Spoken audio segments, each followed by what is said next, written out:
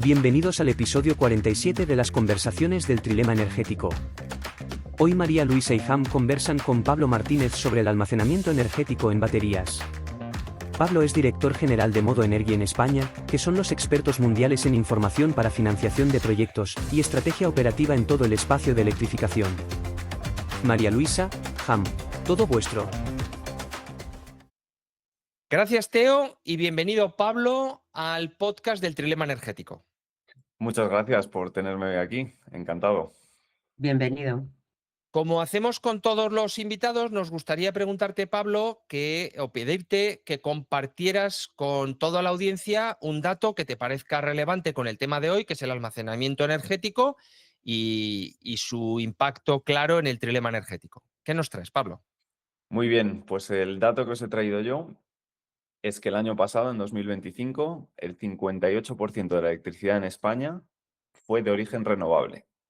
Y esto tiene sus complicaciones, porque claro, el sol no siempre brilla, el viento no siempre está disponible. Entonces es una energía que es de muy difícil almacenamiento.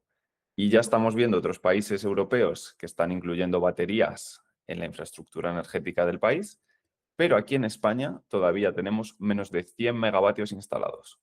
Es curioso este dato, Pablo, que nos traes porque es verdad que no toda la generación renovable necesita baterías, básicamente la fotovoltaica y la eólica, porque hay otras generaciones que no la necesitan. ¿Cuál crees que es la razón por la que hay una alta penetración de generación eólica y fotovoltaica de mala gestión o de difícil gestión y sin embargo muy poca almacenamiento en baterías? Bueno, que no haya almacenamiento en baterías no quiere decir que no haya almacenamiento en general. O sea, tanto en España como en Portugal hay bastantes activos hidráulicos y también sistemas pues, que pueden ser de turbinación bombeo, y entonces esto sí que da flexibilidad al sistema para almacenar energía pues, de los momentos de exceso, desplazar toda esa energía de las renovables a luego momentos de mayor demanda. Entonces, sí, adelante. No, te iba a preguntar que aunque haya de otros tipos de almacenamiento energético, al final 100 megavatios de baterías es como un poco pírrico, ¿no? Especialmente en un país que tiene 130 gigavatios de capacidad. Claro, es muy poco por no decir nada. Entonces, digamos que hasta ahora hemos podido tener tan poco, por un lado, por cómo es la red de transporte y la geografía del propio país, y luego por otras fuentes de flexibilidad, como puedan ser los activos hidráulicos. Ahora bien, en países como Reino Unido, vemos que ya tienen 6 gigavatios de baterías instaladas. ¿Vale? Entonces, esto es ya una capacidad de almacenamiento importante que no solo está dando almacenamiento energético, sino también servicios de estabilidad a la red. Y entonces veremos en España, vamos a ver en los próximos años, llegar el almacenamiento en baterías, por un lado, por el abaratamiento de costes, pero por otro lado, por la buena sinergia que tienen renovables, como puede ser la fotovoltaica, con el almacenamiento en baterías. Pablo, ¿crees que hasta ahora esta baja presencia de baterías en España se debe al elevado coste de las baterías? Al final, para tener un despliegue importante del almacenamiento en baterías, hace falta dos cosas. O sea, por un lado, una regulación clara, de modo que aquel que decide invertir en esta infraestructura pues tiene una visibilidad de cómo va a tratar el mercado ese activo, y por otro lado, una visibilidad en los ingresos, ¿vale? Y los países del mundo en los que estamos viendo que hay más baterías desplegadas a día de hoy es que tienen esquemas de remuneración muy interesantes para estas tecnologías en específico, como pueda ser servicios de ayudar a la red o pagos por capacidad y disponibilidad. Y eso no lo hay en España. En España, hasta ahora, de momento no hemos tenido un mercado de capacidad en el que las baterías pudiesen participar y ser remuneradas por esa disponibilidad.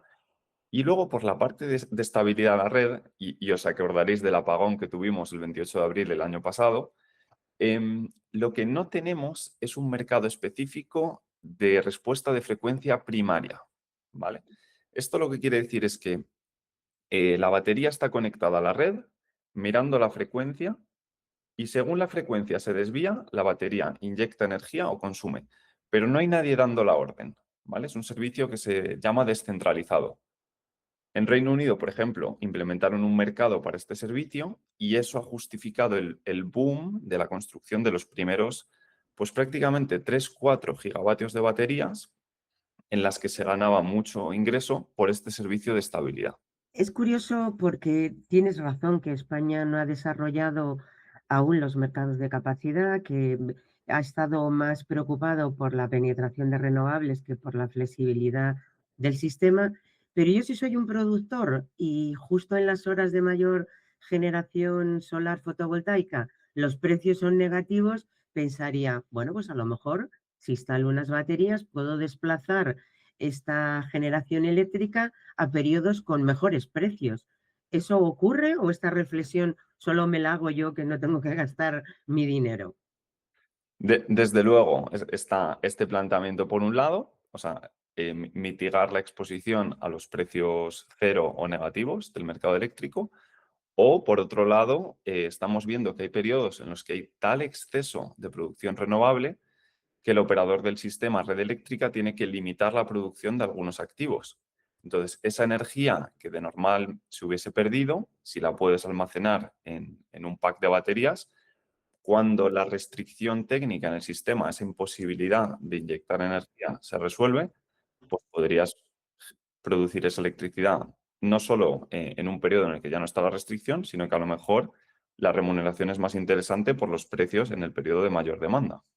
¿Pero eso es la teoría o es la realidad? Porque yo veo los informes que hacéis en Modo y en mercados que tienen un poquito más de madurez, pues al final el precio capturado por las baterías, digamos que es descendente conforme a lo que pasan los 2 o 3 primeros años en el mercado, que, oye, a lo mejor no hay una sobrecapacidad de baterías, pero la realidad es que luego al final esos precios van bajando. Pues es muy interesante lo que planteas y digamos que para todos los mercados eléctricos vamos a ver estas dos fases claramente diferenciadas de antes de tener los primeros gigas de baterías y después de tenerlos. Entonces, digamos que en una primera fase, los ingresos de la batería vienen de dar servicios de estabilidad a la red y a medida que más baterías todas están intentando dar ese mismo servicio, hay tal competencia que la remuneración por ese servicio se reduce. Y nos encontramos, fíjate, a mí me gusta poner el ejemplo de lo que puede llegar a ser España, que puede ser un caso parecido al de California. Si tú miras California, y es verdad que es un mercado muy distinto y con esquemas de remuneración muy distintos, pero me interesa lo que está pasando con la energía, es que tú tienes una gran flota de baterías cargando en las horas solares y descargando en el pico de demanda de la noche, ya después de la puesta de sol y cuando aumenta o todavía queda un poco de demanda antes de ya la bajada en la noche. Pero Pablo, ¿qué capacidad tienen las actuales baterías? ¿Cuánto pueden acumular y cuándo pueden despachar? Pues las baterías, y aquí esto cambia según el mercado por ejemplo, en Reino Unido nos hemos encontrado históricamente baterías de menor duración, ¿vale? Baterías que podían almacenar 1 hora o 2 horas. Es decir, tardabas 2 horas en que estuviesen al 100% de carga y luego 2 horas en llegar al 0%. Aquí en España la conversación gira bastante más cerca de las 4 horas de duración. Veremos activos de 2 horas, incluso veremos activos de mayor duración. En Italia, por ejemplo, tienen un esquema de remuneración particular. Ha habido un sistema de subastas conocido como MAXE y en el que, por cómo estaba diseñado el sistema, hemos visto que las baterías de todavía más duración han sido favorecidas. Entonces, según el mercado y cómo se remuneran las baterías, vamos a ver sistemas de almacenamiento más largo o almacenamiento más corto. Siempre veremos duraciones de menores de 8 horas, al menos a corto o medio plazo, porque ya cuando te vas a duraciones más largas, las baterías de ion litio con esta química no son tan interesantes y a lo mejor te interesa irte a algo como un sistema de almacenamiento hidráulico de turbinación bombeo, en el que puedas almacenar esa energía durante semanas. Bueno, citas las duraciones medias y has citado antes California y si no me equivoco en California la duración media de las baterías estaba bastante por debajo de 2 horas. De hecho, los últimos gigas que se instalaron eran casi de duración 1 hora. De nuevo, aquí tiene que ver con cómo ganan dinero estos activos, ¿vale? Si es a través de disponibilidad o estabilidad de la red, pues a lo mejor con 1 hora o 2 horas te sirve. Si el interés es mover energía, grandes cantidades de energía, pues es que fíjate que el perfil solar en España, podemos estar hablando entre 4 y 8 horas de producción solar. Pues esa es la duración interesante que podrías llegar a desplazar siempre y cuando los precios acompañen, ¿no?, del mercado mayorista. O sea, el mercado al que vas a vender esa electricidad justifique la inversión. Pablo, a lo largo de toda la conversación siempre hablas de una remuneración, de subastas, es decir, parece que por mucho que las baterías sean el elemento flexible y claro para un productor de energía eléctrica, se necesita una ayuda. ¿Qué tipo de ayudas? ¿Una ayuda del gobierno? ¿Qué pasa cuando desaparecen esas ayudas? ¿Cómo es este sistema en el que solo se ocurre si hay una ayuda del gobierno? Y si no, esto no se produce. Cuéntanos un poco. Pues fíjate que ahora en España la primera oleada de baterías que vamos a ver ya de forma más significativa va a venir a través de los fondos FEDER, que son los fondos europeos, y va a ser este un empujón inicial con ayudas directas al CAPEX, es decir, se reducen los costes de construcción de estos activos y eso va a hacer que veamos más baterías llegar al mercado. Ahora bien, ¿es viable construir estos activos sin ayudas? ¿O con los mercados actuales? ¿O realmente necesitamos que aparezcan nuevos mercados también para justificar esto? Bueno, pues nuestra visión es que a día de hoy, con los precios actuales y los mercados actuales, se puede construir un modelo de negocio alrededor del almacenamiento que, en ausencia de ayudas, los desarrolladores que actualmente desarrollan renovables también podrían empezar a pensar tanto en baterías por sí solas como en activos híbridos. Unir solar más batería, eólica más batería. Entiendo que citas los fondos FEDER que están ligados a esa promesa que hizo el gobierno actual, nada más acabar el apagón, de subvencionar 700 millones de euros para almacenamiento. ¿Es correcto? Eso es, ya. Y bueno, en función de las regiones vamos a ver Es que distinción. Va a haber regiones que reciban más ayuda que otras, pero bueno, se esa trata era de mi un... pregunta. Al final los fondos FEDER están ligados a la geografía y a lo mejor tienes más posibilidades en Extremadura, por decir algo, y no necesitas almacenamiento en Extremadura. ¿Cómo encaja el dónde pongo ese fondo FEDER con dónde necesito el almacenamiento? Pues fíjate que es interesante porque también donde están las ayudas coincide con dónde está gran parte de la capacidad fotovoltaica instalada, ¿vale? Y siendo parte del alcance de las ayudas la hibridación, yo creo que veremos muchos proyectos de hibridación. Y esto es muy interesante porque cuando los activos en sí mismos se vuelven más flexibles, el operador del sistema, en este caso red eléctrica, gana muchas herramientas. O sea, no es lo mismo tener una gran flota de activos fotovoltaicos que inyectan energía sin poder controlarla cuando está incidiendo el sol, que ahora que estos activos tienen un poco más de juego y margen de maniobra y son capaces de responder a las señales del sistema, tanto en precios como mercados técnicos que pueda convocar el operador del sistema para dar flexibilidad a la red. Entonces, desde mi punto de vista, estamos viendo que las ayudas están yendo a hibridar una gran flota de fotovoltaica y esto es interesante para la red. Pablo, esta hibridación de la que hablas, que yo creo que es un elemento muy interesante porque no hay una única tecnología capaz de abordar la transición, sino varias, y están condenadas a convivir conjuntamente. Implica que en los actuales lugares donde existe no solo eólica, fotovoltaica, sino también eólica, ¿serían los lugares adecuados para instalar estas baterías? ¿Podrían instalarse en cualquier zona del territorio sabiendo que ocupan un espacio importante, ¿no? ¿Cuál sería la mejor localización para estos parques de baterías de los que hablas? Pues estos activos de almacenamiento, fíjate que no son tan intensivos en superficie. O sea, si tú te imaginas un parque fotovoltaico y lo que implica hibridarlo con baterías, al final son unos contenedores estandarizados y van unos al lado de otros y en superficie realmente no es tan intensivo. ¿Dónde tiene sentido tener estas baterías? Pues al final, cuanto más distribuido por todo el territorio, mejor. Lo que estamos viendo, por ejemplo, lecciones aprendidas de Reino Unido, que ya tienen este tejido de baterías distribuido por el territorio. Cuando tú tienes todos estos pequeños activos, todos dando servicios de estabilidad a la red en su conjunto se vuelve mucho más resistente y más estable, digamos. Entonces, a futuro, a mí lo que me gustaría ver no es que todas las baterías estén en el sur, sino que haya una distribución más o menos homogénea a lo largo de todo el territorio y que estos activos puedan hacer que los propios nodos de la red se vuelvan más flexibles. Y antes de cerrar, Pablo, me gustaría hacerte una última pregunta.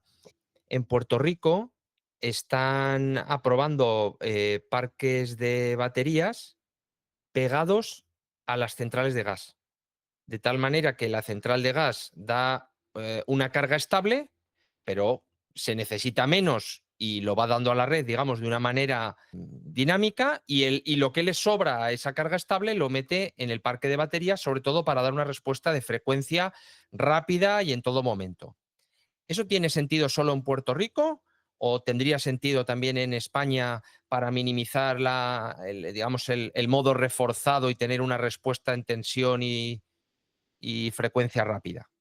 Son conceptos complejos los que vamos a tocar ahora con esta pregunta. Desde mi punto de vista, las centrales de ciclo combinado de gas son clave para la estabilidad de la red y la seguridad de suministro. O sea, necesitas estos activos para que la electricidad llegue a los hogares, porque va a haber momentos en los que los renovables no estén disponibles y necesitas una tecnología que esté ahí y te sirva de backup. Las centrales de ciclo combinado pueden darte tanto esa inercia que necesita el sistema como los servicios de control de tensión, ¿vale? Las baterías pueden hacer lo mismo, o sea, pueden darte una inercia no física real, sino una inercia sintética, inyectando o consumiendo electricidad muy rápido, y pueden dar también ese servicio de control de tensión. Entonces, para mí son tecnologías que deberían convivir, ¿vale? Que las veamos juntas en el sistema, pero realmente el ciclo combinado y los activos térmicos están para la seguridad de suministro a medio o largo plazo. Y las baterías donde pueden realmente sobresalir y exceder es en esas inyecciones instantáneas de energía o consumos de reactiva, digamos, unos cambios muy rápidos que pueda requerir el sistema, ¿vale? Pero son fundamentalmente cosas distintas. Es un lujo, Pablo, hablar contigo sobre este tema que creo que va a dar mucho que hablar al año del año 2026, sin duda. Pero no queremos despedir este podcast sin darte la oportunidad que le damos a todos los entrevistados. Imagínate que tuvieras la lámpara de Aladino y que pudieras pedirle un deseo. ¿Qué le pedirías para desbloquear el trilema, en este caso relacionado con el almacenamiento, que es de lo que hemos hablado? A mí lo que me gustaría ver es que los países hablasen mucho más entre ellos. Y ya hasta cierto punto hay cooperación en este sentido. Los operadores del sistema hablan y en general hay un interés, ¿no?, de hacer una política común.